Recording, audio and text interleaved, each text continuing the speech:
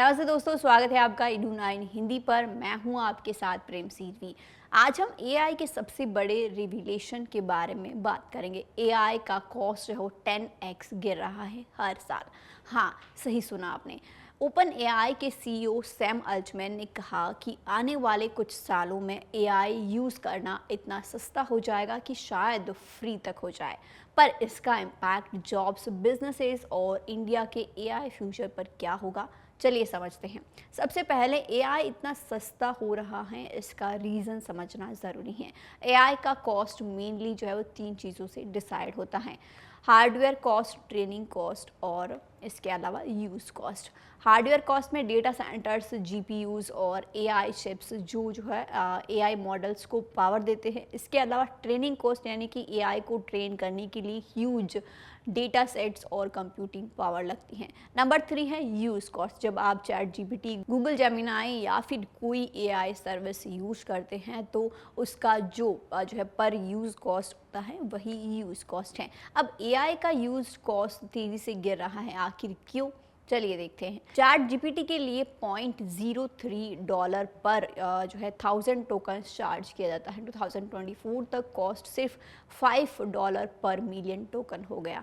मतलब AI use करना बहुत सस्ता हो गया है और सैम अल्टमैन के मुताबिक ये ट्रेंड कंटिन्यू रहेगा। फ्यूचर में एआई ऑलमोस्ट फ्री हो सकता है क्योंकि नए एआई मॉडल्स कम कंप्यूटिंग पावर में भी काम कर सकते हैं। मतलब एआई अब सिर्फ बड़ी कंपनीज तक ही लिमिट नहीं रहेगा, छोटे बिजनेसेस भी इसे अफोर्ड कर सकेगी। दुनिया एआई रिवॉल्यूशन में तेजी से आगे बढ़ रही है। यूएस में माइक्रोसॉफ्ट और इसके अलावा गूगल, अमेजॉन और मेटा ने एआई में $223 बिलियन प्लस इन्वेस्ट किया है। चाइना की बात करें तो उसमें डीपसीक एआई जैसे प्रोजेक्ट शुरू हुए हैं पर इन्वेस्टमेंट अभी कम है।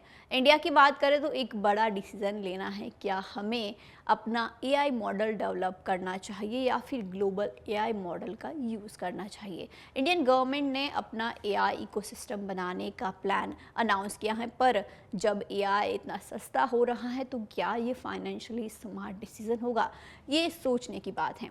आइए अब जानते हैं एआई सस्ता होने का जॉब्स और बिजनेसेस पर क्या इम्पैक्ट पड़ेगा। अगर एआई का कॉस्ट इतना कम हो रहा है तो इसका असर कौन से सेक्टर पर पड़ेगा, आइए जानते हैं। सबसे पहला है स्मॉल बिजनेसेस के लिए फ़ायदा होगा।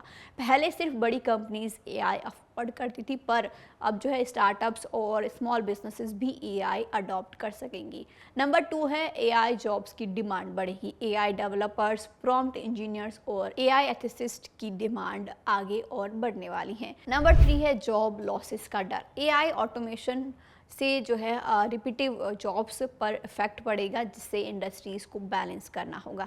एआई का सस्ता होना एक तरह से गोल्डन अपॉर्चुनिटी है, पर सही अप्रोच के बिना एक बड़ी चैलेंज भी हो सकती हैं।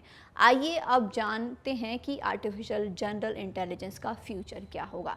फ्यूचरिस्टिक एआई, रोबोट और आर्टिफिशियल जनरल इंटेलिजेंस की बात करें तो एआई का कॉस्ट जो है कम होने का एक और बड़ा रीज़न है एजीआई यानी कि आर्टिफिशियल जनरल इंटेलिजेंस। एजीआई एक ऐसा एआई होगा जो इंसान की तरह सोच सकेगा, डिसीजन ले सकेगा और प्रॉब्लम सॉल्व कर सकेगा। ये रिवॉल्यूशन हेल्थ केयर, एजुकेशन और इंडस्ट्री को पूरा बदल सकता है। पर एजीआई के एथिकल कंसर्न्स भी हैं। क्या फ्यूचर में एआई इंसानों से स्मार्ट हो जाएगा, या सबसे बड़ा सवाल है।